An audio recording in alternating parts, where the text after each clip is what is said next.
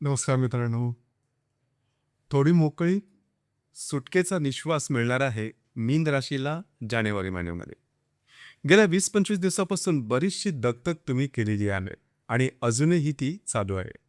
अर्थात काळजी करू नका. जानेवारीच्या जवळजवळ 17-18 तारखेनंतर बऱ्याच प्रमाणात या दगदगीतून, या तणावातून तुम्हाला मोकळीक मिळणार आहे. सुटकेचा निश्वास तुम्ही नक्कीच टाकणार आहात. अर्थात तुमची जी रास आहे 7.5मध्ये साधलेली आहे आणि राशीचा जो स्वामी आहे गुरु, हा सुद्धा तुमच्या चतुर्थ स्थानामधून जाणार आहे, चाललेला आहे. आणि राशीच्या मेषस्थानात राहूचं सुद्धा प्रमाण आहे. एकंदरीतच हे 3 जे मोठे ग्रह आहेत ते तुमच्या विरोधात आहेत थोडे. मात्र काळजी करू नका. बाकीचे जे 4 ग्रह आहेत रवी, मंगळ, बुध, शुक्र, हे मात्र तुमच्यासाठी उभे राहणार आहेत जानेवारीच्या जवळजवळ 17-18 तारखेनंतर. तोपर्यंत थोडंसं धैर्य ठेवा, थोडासा संयम राखा. गोष्टी तुमच्यासाठी हळूहळू सुव्यवस्थितपणे काम करू लागणार आहे. एकंदरीतच जानेवारी हा जो संपूर्ण महिना आहे हा मीन राशीसाठी कशा प्रकारे जाणार आहे. आपल्या जीवनाचं असं कोणतं क्षेत्र आहे की जे सर्वात जास्त प्रभावित होणार आहे. या सर्व संदर्भातली खुलासेवा चर्चा आपण या व्हिडिओमध्ये करणार आहोत. सुरुवातीला आपण चर्चा करू की तुमचं जे स्वास्थ्य आहे मानसिक किंवा शारीरिक हे नेमकं कशा प्रकारचं राहील. जसं की तुमच्या राशीचा जो स्वामी आहे गुरु, हा तुमच्या चतुर्थ स्थानामध्ये भ्रमण करतोय, तो वक्री आहे. आणि राशीमध्ये शनी आणि नेपच्यूनचं भ्रमण सुद्धा आहे. राशीचा जो षष्टेश आहे रवी, हा तुमच्या दशक स्थानातून लाभ स्थानामध्ये भ्रमण करणार आहे. आणि राशीच्या षष्ठ स्थानामध्ये केतू सुद्धा आहे. राशीचा जो सप्तमेश आहे हा सुद्धा तुमच्या दशमातून लाभ स्थानामध्ये भ्रमण करणार आहे. एकंदरीतच सांगायचं झालं तर गेल्या साधारण 17-18 दिवसापासून किंवा 20-22 दिवसापासून जो काय तणाव तुमच्या मनामध्ये चाललेला होता, जो काय संघर्ष तुम्ही प्रत्यक्षात करत होता, तो थोडासा या संपूर्ण महिन्यामध्ये थोडा दिवस चालू राहील. जवळजवळ 15-16 तारखेनंतर त्यानंतर एक कॉन्फिडन्स तुमच्यामध्ये येईल. लक्षात घ्या, तुमची जी राशी आहे ती आत्मविश्वासामध्ये थोडीशी कधी कधी कमजोर होते. म्हणजे तुम्ही स्वतःलाच थोडंसं कमी देखता. आणि याचाच परिणाम म्हणून की काय, थोडंसं शेकी मन होऊन जातं. म्हणजे एखादी गोष्ट करायची की नाही करायची, हा थोडासा भ्रम मनामध्ये निर्माण होतो. काळजी करू नका. या महिन्यामध्ये ही गोष्ट तुमच्यासाठी अतिशय चांगल्या प्रकारे दिसून येणार आहे. साधारण 17 तारखेनंतरचा जो कालावधी आहे हा अतिशय महत्त्वपूर्ण असणार आहे. राशीचे जे महत्त्वपूर्ण 4 जे ग्रह आहेत ते रवी, मंगळ, बुध, शुक्र तुमच्या लाभस्थानात येणार आहे. ही सर्वात महत्त्वपूर्ण गोष्ट आहे. त्याच्यामुळे तणावमुक्ती ही तुमच्यासाठी निश्चितच होणार आहे.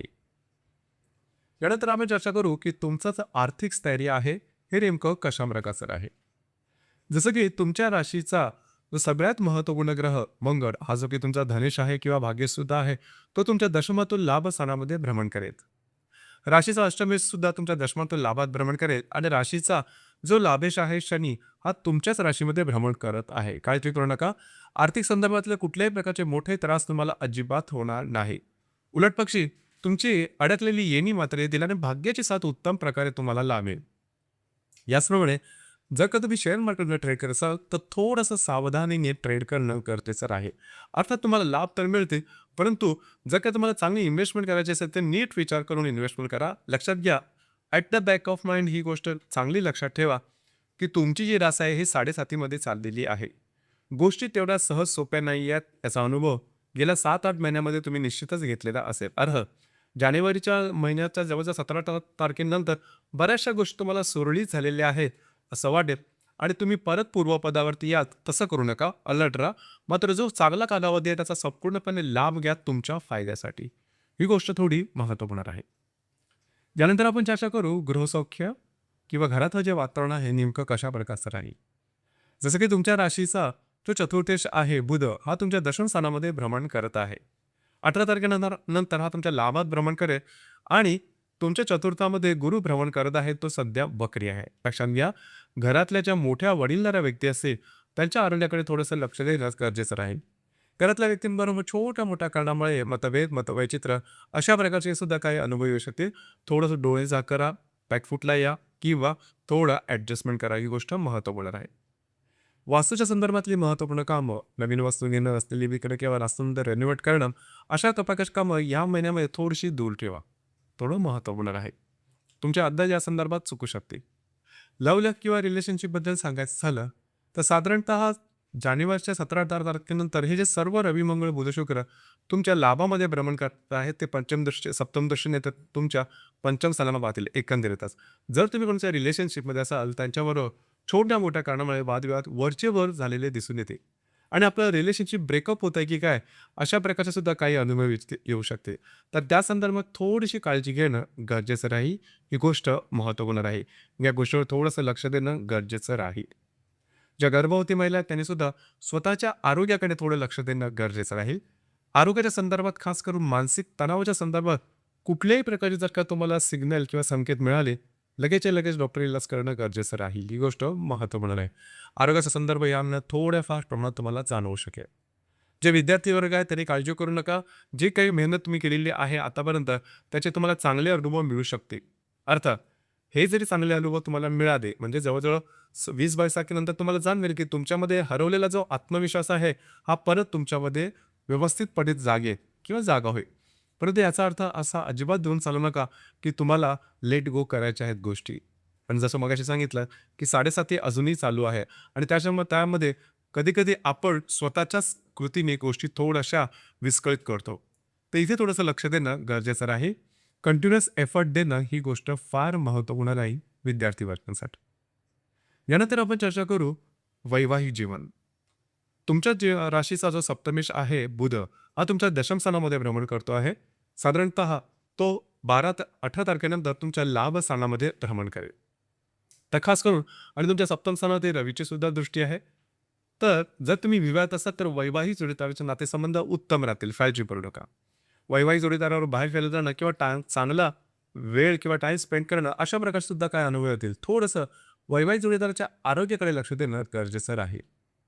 जे तुमचं करिअर किंवा कार्यक्षेत्र आहे त्या संदर्भात सांगायचं झालं तर साधारणतः आता तुम्ही ते अनुभवत असाल गेल्या 20-22 दिवसापासून, की ज्या ठिकाणी तुम्ही काम करता, नोकरी किंवा व्यवसाय करता, त्या ठिकाणी प्रेशर भयंकर वाढलेला आहे, स्ट्रेस जास्त वाढलेला आहे, तुमच्या कामाची कदर होत नाही, वरिष्ठांकडून अपमान होत आहेत किंवा सहकर्मी तुम्हाला साथ देत नाहीत.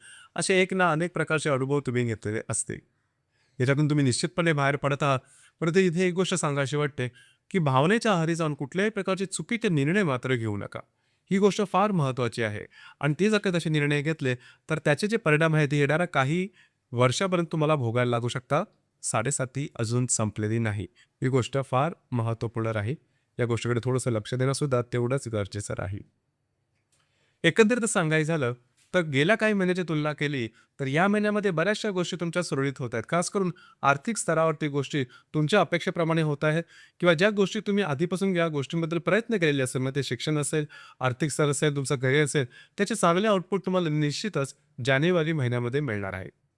यानंतर आपण चर्चा करू ग्रहयोग आणि त्याचे मिळणारे प्रभाव परिणाम नेमके कशा प्रकारचे असतील.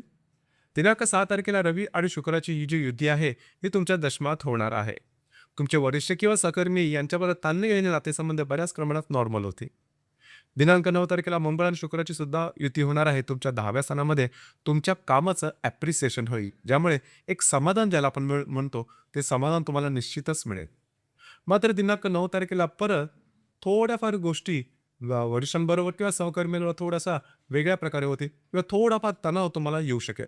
परंतु तुम्ही तुमच्या कार्यकर्तृत्वाने तुमची मोहोर नक्कीच उमटवाल. ही गोष्ट थोडीशी वेगळी आहे, पण तुमच्या बाबतीमध्ये हे निश्चितच होईल. कारण तुमची जी रास आहे ही जास्त कामानं, जास्त मेहनत आली, की थोडीशी लवकर थकून जाते, बलून होते. परंतु ह्या महिन्यात तसा अजिबात अनुभव येणार नाही. तुम्ही परिस्थितीशी टक्कर देणार आहात. म्हणजे परिस्थिती कितीही विरोधात असले, तरी तुम्ही त्याच्याशी 2 हात करा आणि स्वतःचं अस्तित्व मात्र टिकवून ठेवा.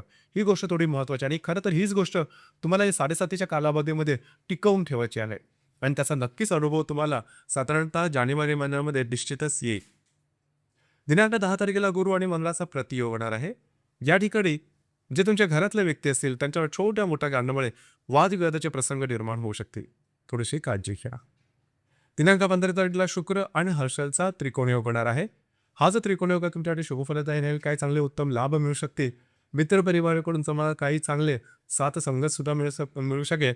एकंदरीतच शुक्र हर्षलचा जो त्रिकोणयोग आहे हा उत्तम राहील. अनपेक्षित लाभ मात्र यावेळेला नक्की मिळतील. दिनांक 19 आणि 20 ह्या जो तारखा आहे या तारखेला दरम्यान काही उत्तम अनुभव तुम्हाला निश्चित मिळतील.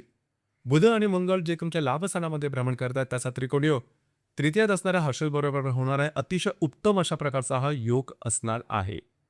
चांगले लाभ होतील, तुम्ही घेतलेले निर्णय बरोबर ठरतील आणि महत्त्वपूर्ण म्हणजे कामाचा झपाटा किंवा ओळख हा जबरदस्त दिसून येईल. जर विवाहित असाल तर वैवाहिक जोडीदाराचे ताणले गेलेले नातेसंबंध परत पूर्ववत होते. वैवाहिक जोडीदारावर कुठे बाहेर फिरत जाण्याचा योग सुद्धा संभवतो. 18 तारखेचा बुध मंगळचा युती योग आहे, त्या ठिकाणी थोडंसं लक्ष देणं गरजेचं राहील. आर्थिक व्यवहारात हे थोडीशी काळजी घ्या. गुंतवणूक किंवा खर्च यावर थोडंसं नियंत्रण ठेवणं गरजेचं राहील. यावेळेची जी पौर्णिमा आहे ती दिनांक 3 तारखेला आणि जी अमावास्या आहे ती 18 तारखेला आहे. पौर्णिमा आणि अमावस्या दरम्यान कुठल्याही प्रकारचे महत्त्वपूर्ण निर्णय घेऊ नका. वादविवादात अजिबात जाऊ नका. लक्षात घ्या, बॉटम लाईन महत्त्वाची हीच आहे. या महिन्यामध्ये कालावधी अर्थातच तुमच्यासाठी चांगला होतो आहे, पण तो कालावधी चांगला झाला म्हणून सुस्त अजिबात होऊ नका. जे तुम्हाला साधारण डिसेंबर किंवा जानेवारीमध्ये जी ऊर्जा तुमच्यामध्ये जबरदस्त जनरेट झाली होती आणि त्याच्या जोरावर तुम्ही तुमचं व्यक्तिमत्व सिद्ध केलं होतं, तशाच प्रकारची ऊर्जा ही येणाऱ्या जवळजवळ 2-3 महिन्यापर्यंत ठेवणं अतिशय गरजेचं आहे. ही गोष्ट मनामध्ये व्यवस्थित ठेवा, कारण 7:30 अजून संपलेली नाही. तर मित्रांनो, हे होतं मीन राशीचं जानेवारी 2026 करताचं संपूर्ण राशीफळ. ये वाह!